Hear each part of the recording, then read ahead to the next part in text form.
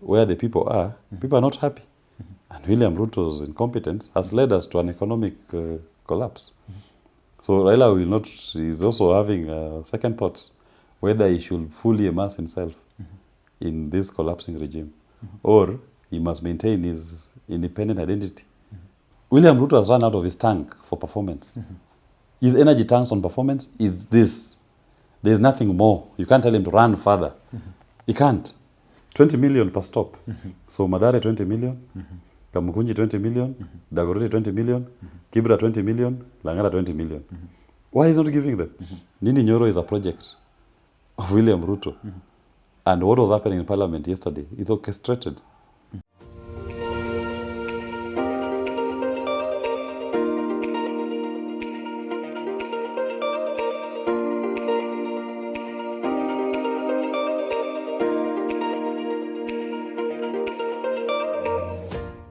A very good day to you, ladies and gentlemen. Welcome to another episode of the Candy Talk here on Herman Manyora's YouTube channel. My name is Evans Okinyi, and remember, this is the only show that brings you up to date with comprehensive analysis of all that is taking place in our beautiful country, Kenya, and across the border. This fine afternoon, I'm joined here by Wakili Willis Otieno, who is my resident guest, as well as the deputy party leader of Safina Party. Wakili, how are you? I'm fine, thank you. Yes. The president is around traversing various constituencies within Nairobi. I don't know whether it's a meet the people tour or a development tour, but it is in here making a lot of promises still. And a number of Kenyans are actually taking issue with the promises the president is actually making.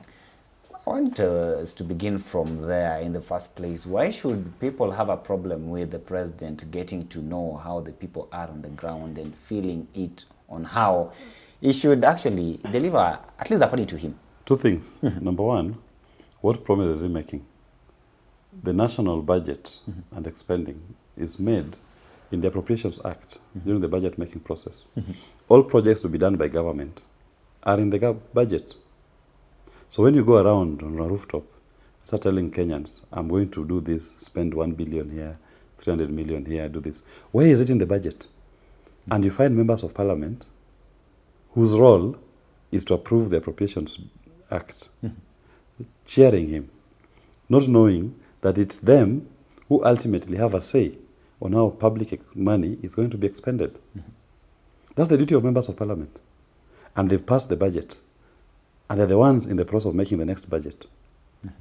So where did William Ruto come up with the figures to say I'm going to spend this on this particular project, if it's not in the budget for this year? We are still discussing the budget for the next financial year. We are not seeing those projects. And even if it's a proposal, it should go through the process. Because any proposal from the executive must be approved by parliament. They can be rejected. Him is already making a commitment. William Ruto doesn't understand that the mouth of a president, the word of a president, by itself should be able to bind. Because based on what you say, people take it to be what will happen. But if you make those promises and they're not in the budget, so where is he going to get this money from? Where will the money come from? Is he telling us that he's going to spend outside the budget? So he's going to tell us that he's going to do these things illegally? So our national budget process becomes immaterial? I mean, that's why he's being called out. Okay. Number two, I was talking to someone from Mathare who was telling me that the people who are going to those rallies, the main motivation that is taking them there is to ask William Ruto, give us 20 million, the ones you've been giving in churches. So the youths who've been going there are asking him, we've came to receive our 20 million. We saw every weekend when you go to church, you give 20 million. Give us. So people are going to expecting 20 million per stop. So Mathare 20 million, Kamukunji 20 million, Dagoretti 20 million, Kibra 20 million, Langara 20 million. Why is he not giving them? So when you see people following his vehicles, even the chokoras who are running after him in Kamukunji, they were asking, where's the 20 million? Since we are known to be giving 20 millions. And that is probably why you saw the kind of attacks that civilians had to face, even if William Ruto has gone to. Because these young people who are frustrated they didn't get the 20 million, they now turned on fellow civilians, started robbing people on the streets, attacking vehicles, vandalizing, and stealing. That is William Ruto's 1 week tour of Nairobi. It's 1 week of lies, 1 week of mayhem, 1 week of vandalism and attacks. The true picture of what is happening on those tours has not been shown to us on the media. But anybody who has attended will tell you, people are very angry. Okay. You know, we've been wondering why specific areas. Why is the president actually going to Kamkunji, Isili, Mathare, Kibra, Korogosho, name it? Why is it that our politicians tend to be so much in love with this kind of areas, but we rarely see them in Lavington, Karen, Runda, and the rest? They are looking for the masses. And some of those areas that is visited were perceived to be ODM strongholds. And having done his MOU with Raila Odinga, so he was hoping to go and harvest the energy of Raila Odinga supporters for his campaign. That's a campaign. But I'm sure even him where he sits, he knows the campaign has failed. So for you, the president is already on a campaign mode? He's campaigning. He's on top of a rooftop. He's campaigning. And the campaign is about lies. He's lying to the people of Kenya. That's why all those things he's saying, I will do this, I will do this. Why not go to say, we've done this, we've done this? Why I will do? You are president already. Nobody is questioning that. Do it. These are Raila Odinga strongholds, as you are saying it here, and we've seen him going there alone. If at all that was it, that perhaps he may want to polarize these regions and perhaps reaffirm to them that he is actually working with the former Prime Minister. Why is it that we're not seeing Raila Odinga on such kind but of the ODM MPs are accompanying him. You saw Ladwa, you saw TJ, you saw Elachi, you will see Orero in Kibra. So, they are trying to whip up the emotions of the rank and file of ODM party. And Raila is maintaining a safe distance. Because remember what he said in Kiambu? Things that are bad in the administration, they must still call it out. I didn't go to William Ruto, he came to me. Why is he doing that? It's very simple. He's trying to maintain his identity. Because even him, he knows where the people are. People are not happy. And William Ruto's incompetence has led us to an economic collapse. So Raila will not, he's also having second thoughts whether he should fully immerse himself in this collapsing regime, or he must maintain his independent identity and speak on the things that all these years he has stood for, the things he's fought for. How will he keep quiet about Shifsha?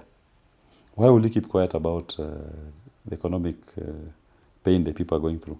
Why should he keep quiet about the funding model? Why should he keep quiet about the abductions? Why should he keep quiet about the killings? Those are things he has fought for all his life. So he wants to still maintain his independent identity. But a time will come when he'll be asked to choose whether it's feasible to continue hunting with the hounds and running with the hares. People must take a side. The red line is going to be drawn. And everybody who is in the public space will have to choose a side. Are you with the oppressor or with the people?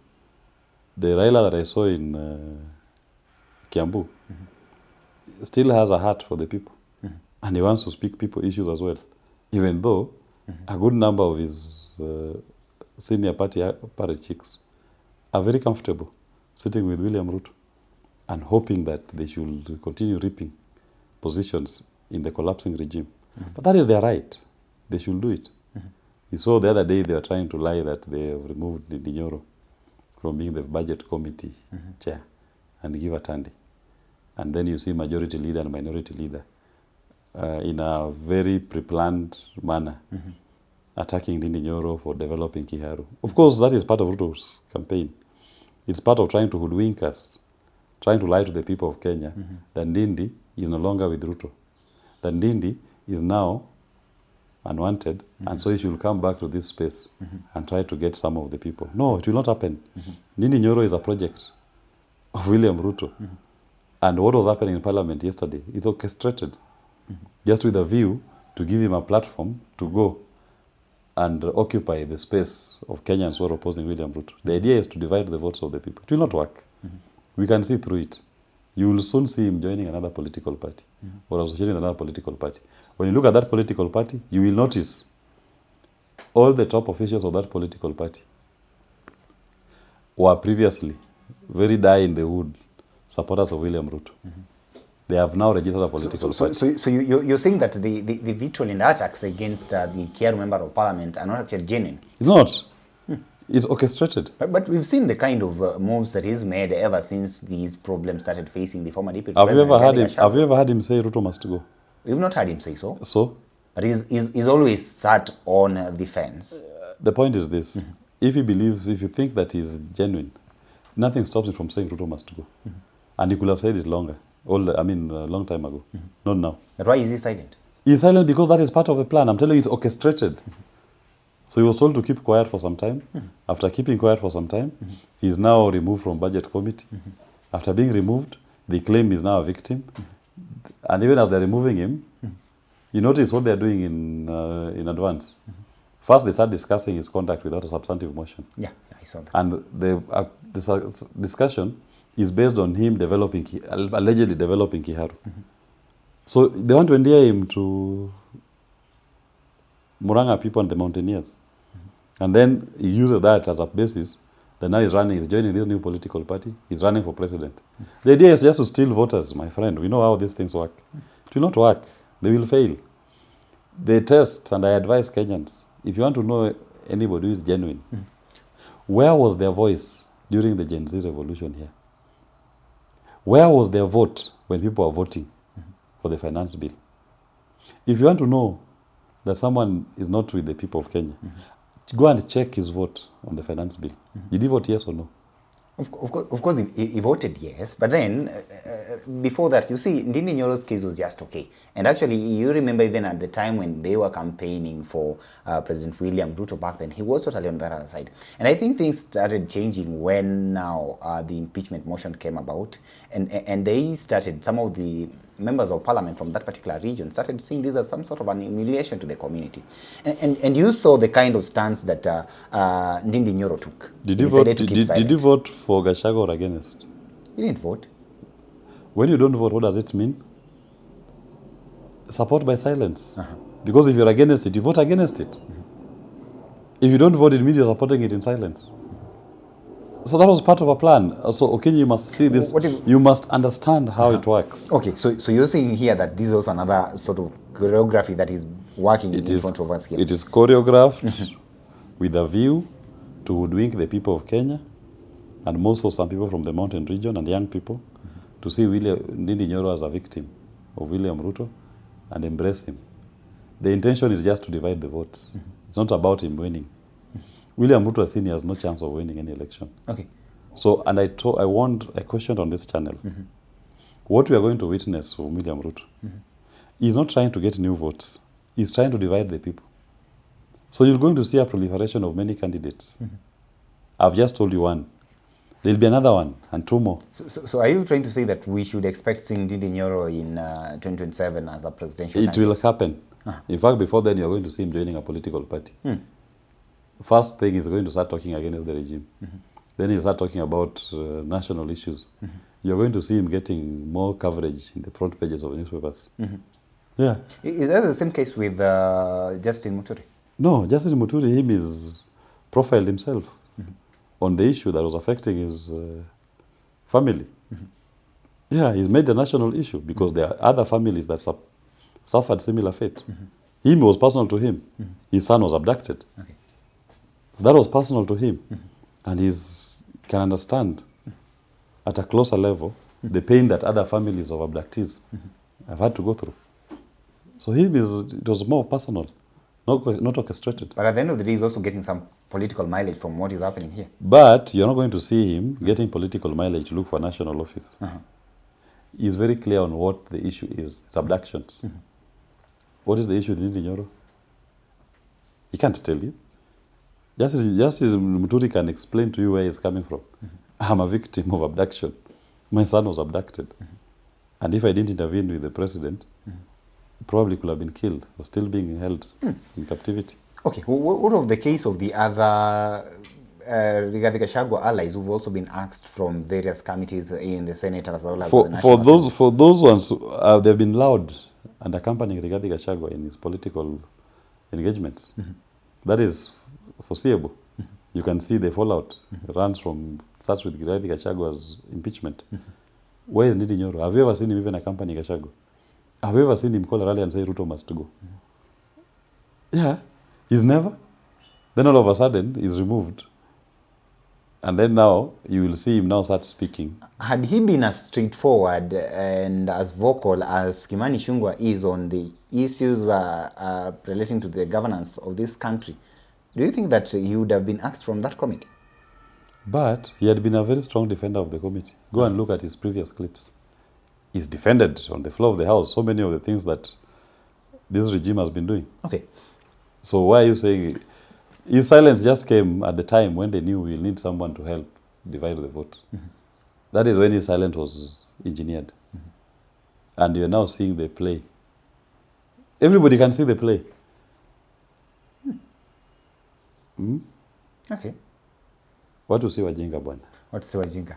So we should expect Ndindi Nyoro candidacy going forward. Let's wait and see what happens. But anyway, do you believe those kind of assertions which were made by the members of parliament, and as much as you're terming them gaslighting and maybe some sort of a choreography, but then being in charge of the budget and appropriations committee in parliament, do you think that it would be that he indeed gave his constituency a bigger cut of the cake as compared to the rest? You see, the point is very simple. In the committee, he has one vote.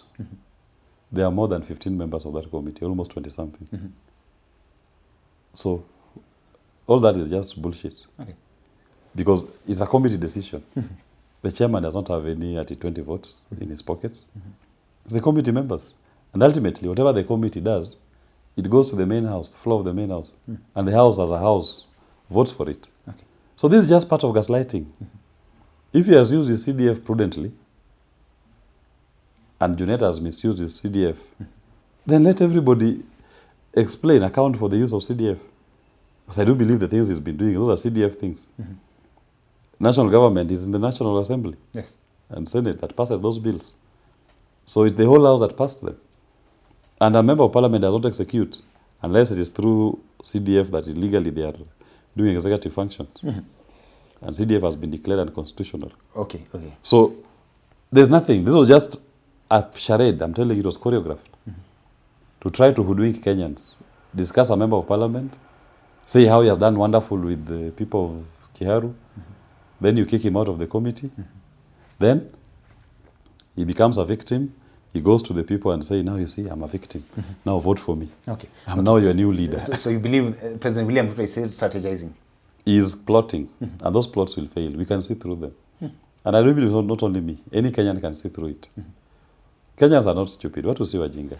So currently he is out there campaigning and on top of vehicles. But he's also the president of this country. Kenyans are expecting services. There are certain promises that he actually made back then.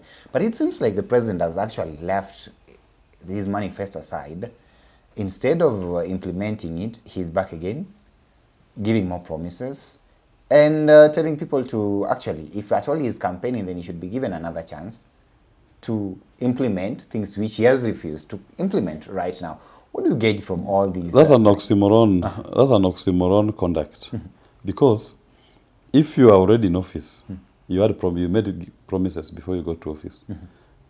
A prudent person will start by implementing, doing that which he promised. But William Ruto will prefer to come and give you more fake promises. And promise you more chapatis, as if that was the problem. So that's an oxymoron. Because you want the office for what purpose? To do something. You have the office anyway. Do it. No one has stopped him. Okay. He controls parliament. He has the state resources. He controls the executive. Why can't he do it?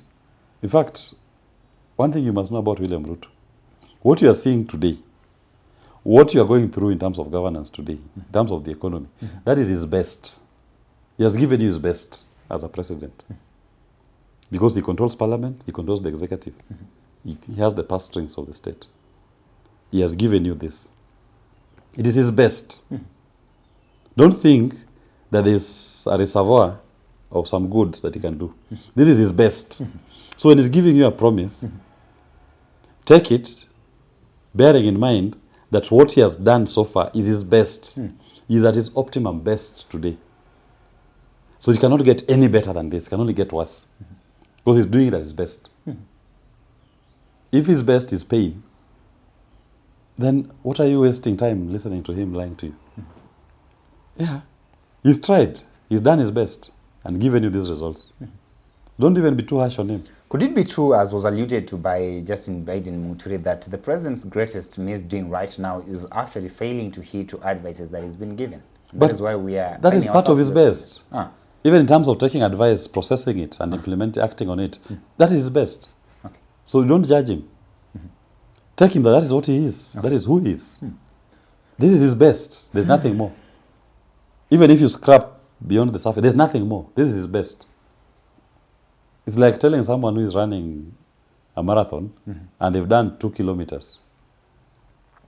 They're exhausted. You're trying to force them to finish the marathon of 42 kilometer marathon. They've fainted at 2 kilometers. So why are you forcing him to finish? It is his best. They have fainted. Okay. William Ruto has run out of his tank for performance. His energy tanks on performance is this. There's nothing more. You can't tell him to run further. He can't. Well, he was in Mombasa, or at least, let me say, of course, the other time I went to, of course, Northeastern. He's been there, giving promises and making all these things. At the same time, he's now in Nairobi doing what you now call campaign. He's also trying to court the church as well. You've seen him attended several services and all that. This is somebody who's been in this game long enough, and he believes that maybe this is the right strategy. This is the way to get it done. That at the end of the day, as you people prepare for 2027, he knows the best route to take. Why do you disagree? It's okay. It's good for him. That is his path. But the Kenyan people impeached him on 25th of June. So we're just going through the motion. Are you therefore saying here that all these activities of the president will not actually... But have you met anybody saying William Ruto 10 or 10? Apart from paid bloggers. Yeah, have you met anybody? I challenge anybody here. The Kumi Bila break. The Kumi Bila break. I challenge anybody watching this channel. Call or ask the next person next to you. Will you vote for William Ruto? Those are the Kenyans we're talking about. Okay. Don't ask any paid blogger. Just ask anybody near you. And the answer is the same. Ask them even to put their comments here. There's nothing. Kumi Bila break cannot work. Kumi Bila break to do what? He's doing it anyway. But if Kenyans want to suffer, he's there. They can continue with him. But the Kenyans I talk to, the ones I interact with, are done. They're tired of this pain. They want economic liberation, as promised by Safina Party. Let's talk the economy. Okay. Let's not talk tribe. Let's not talk promises. Let's talk tangibles that Safina Party represents. Ladies and gentlemen, this has been a good conversation here with Wakili Willis Otieno, who is actually the deputy party leader of Safina Party, and of course potential deputy president should their party clinch that particular seat in 2027. You can weigh in and tell us what you actually think about the round of trips that the president is making across the city and across the country at large. Do you think that they will actually yield fruits, at least maybe to him, as we move towards 2027 general elections? Allow me to stop for now till we have this conversation again. Have yourself a lovely day, and thank you for watching. My name is Evans Okinyi.